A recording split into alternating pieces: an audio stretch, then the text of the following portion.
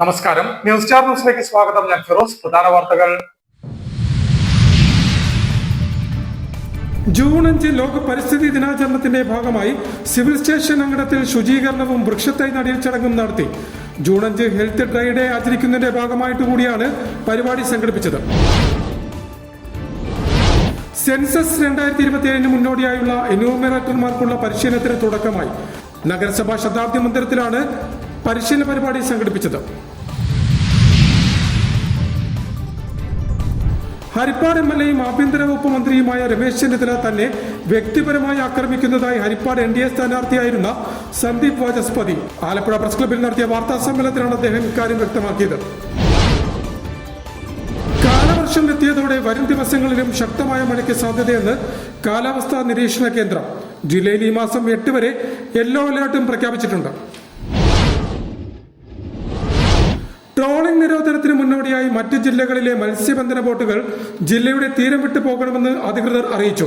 Trawling സമയത്ത് നിയമവിരുദ്ധ മത്സ്യബന്ധനം അനുവദിക്കില്ല എന്നും ഉദ്യോഗസ്ഥർ. വാർത്തകൾ വിശദമായി. ജൂൺ 5 ലോക പരിസ്ഥിതി ദിനാചരണത്തിന്റെ ഭാഗമായി സിവിൽ സ്റ്റേഷൻ അങ്കണത്തിൽ ശുചീകരണവും വൃക്ഷത്തൈ നടീൽ ചടങ്ങും സംഘടിപ്പിച്ചു. ജൂൺ 5 ഹെൽത്ത് ഡ്രൈ ഡേ ആചരിക്കുന്നതിന്റെ ഭാഗമായിട്ട് കൂടിയാണ് പരിപാടി സംഘടിപ്പിച്ചത്. ജൂൺ 5 ലോക പരിസ്ഥിതി ദിനാചരണത്തിന്റെ ഭാഗമായി സിവിൽ സ്റ്റേഷൻ അങ്കണത്തിൽ ശുചീകരണവും വൃക്ഷത്തൈ നടീൽ ചടങ്ങും സംഘടിപ്പിച്ചു. ജൂൺ 5 ഹെൽത്ത് ഡ്രൈ ഡേ ആചരിക്കുന്നതിന്റെ ഭാഗമായിട്ട് കൂടിയാണ് പരിപാടി സംഘടിപ്പിച്ചത്. ജില്ലാ കളക്ടർ ഷാജി വി നായരുടെ നേതൃത്വത്തിലാണ് കളക്ടറേറ്റും പരിസര പ്രദേശങ്ങളും ശുചീകരിക്കുകയും കളക്ടറേറ്റ് അങ്കണത്തിൽ വൃക്ഷത്തൈ നടുകയും ചെയ്തത്. കളക്ടറേറ്റിലെ വിവിധ വകുപ്പുകളിലെയും തദ്ദേശ സ്വയംഭരണ സ്ഥാപനങ്ങൾ, ആരോഗ്യ വകുപ്പിലെ ജീവനക്കാർ അടക്കം ചടങ്ങിൽ പങ്കാളികളായി. സെൻസസ് 2027 മുന്നോടിയായുള്ള എന്യൂമറേറ്റർമാർക്കുള്ള പരിശീലനത്തിന് ആലപ്പുഴയിൽ തുടക്കമായി. നഗരസഭാ ശതാബ്ദി മന്ദിരത്തിലാണ് ആദ്യഘട്ട പരിശീലന പരിപാടി നടത്തിയത്.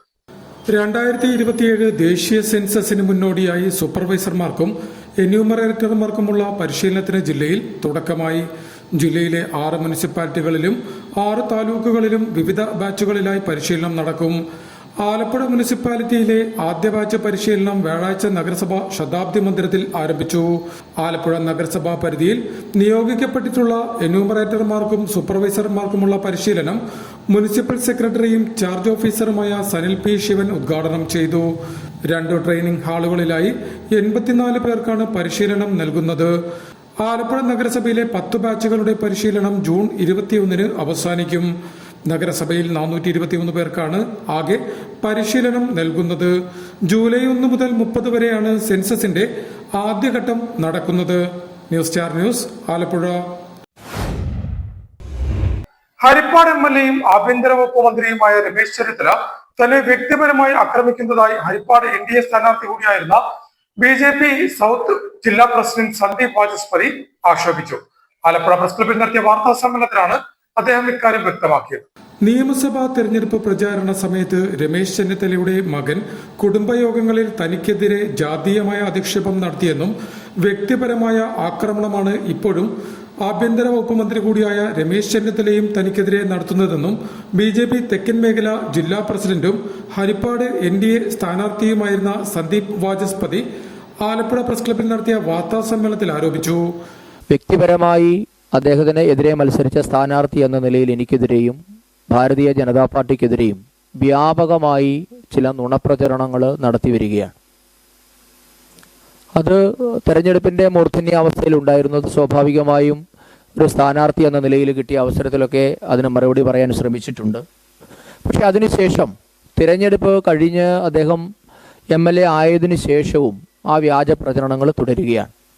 കഴിഞ്ഞ ദിവസം ഹരിപ്പാട് MLA എന്ന നിലയിൽ അദ്ദേഹത്തിന് കോൺഗ്രസ് കമ്മിറ്റി നൽകിയ സ്വീകരണ യോഗത്തിലും അദ്ദേഹം അവകാശപ്പെട്ടത് കഴിഞ്ഞ തിരഞ്ഞെടുപ്പിൽ ഭാരതീയ ജനതാ പാർട്ടിയും സ്ഥാനാർത്ഥി. ഹരിപ്പാട് കോൺഗ്രസ് കമ്മിറ്റി നൽകിയ സ്വീകരണ യോഗത്തിലും രമേശ് ചെന്നിത്തല തന്നെ വ്യക്തിപരമായി അധിക്ഷേപിച്ചു. വർഗീയമായി താൻ രമേശ് ചെന്നിത്തലയെ അധിക്ഷേപിച്ചെന്ന് തെളിഞ്ഞാൽ പൊതുപ്രവർത്തനം അവസാനിപ്പിക്കും.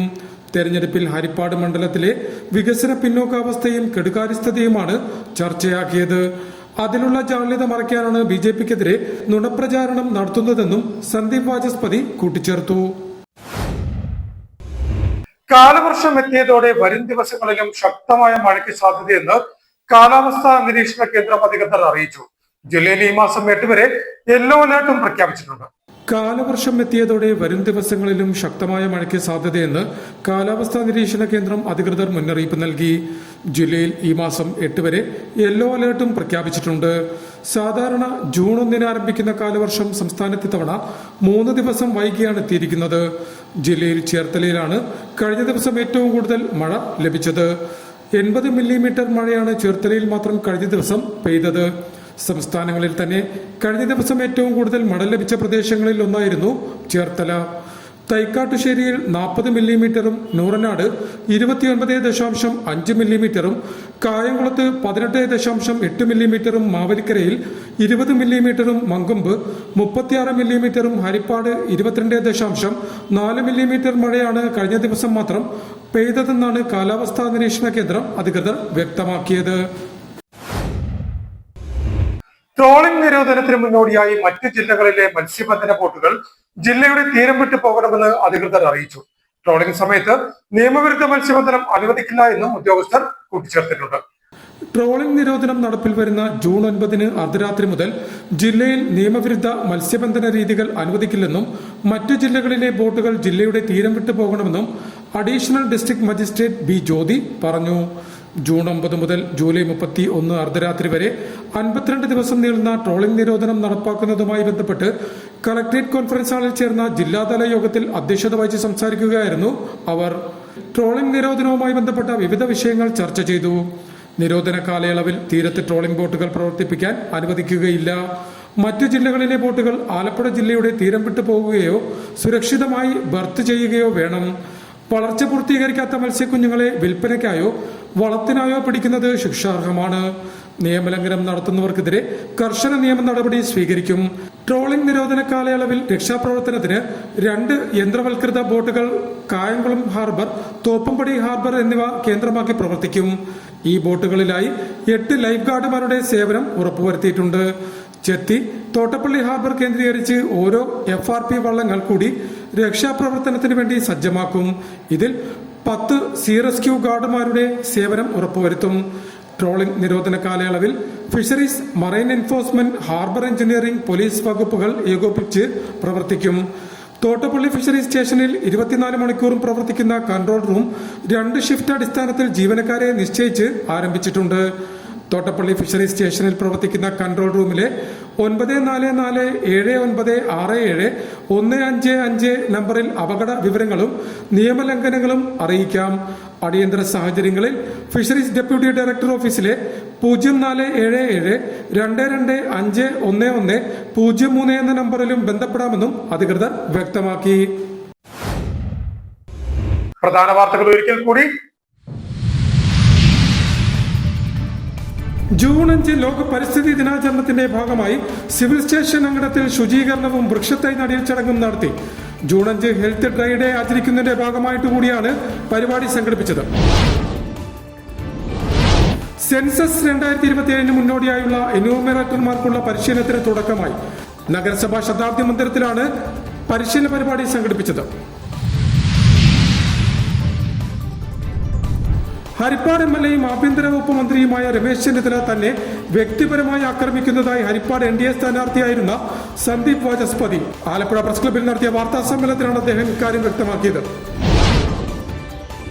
കാലവർഷം എത്തിയതോടെ വരും ദിവസങ്ങളിലും ശക്തമായ മഴയ്ക്ക് സാധ്യതയെന്ന് കാലാവസ്ഥാ നിരീക്ഷണ കേന്ദ്രം. ജില്ലയിൽ ഈ മാസം 8 വരെ യെല്ലോ അലേർട്ടും പ്രഖ്യാപിച്ചിട്ടുണ്ട്. ട്രോളിംഗ് നിരോധനത്തിന് മുന്നോടിയായി മറ്റ് ജില്ലകളിലെ മത്സ്യബന്ധന ബോട്ടുകൾ ജില്ലയുടെ തീരം വിട്ടു പോകണമെന്ന് അധികൃതർ അറിയിച്ചു. ട്രോളിംഗ് സമയത്ത് നിയമവിരുദ്ധ മത്സ്യബന്ധനം അനുവദിക്കില്ല എന്നും ഉദ്യോഗസ്ഥർ. ഇതോടെ വാർത്തകൾ കഴിഞ്ഞു. നമസ്കാരം.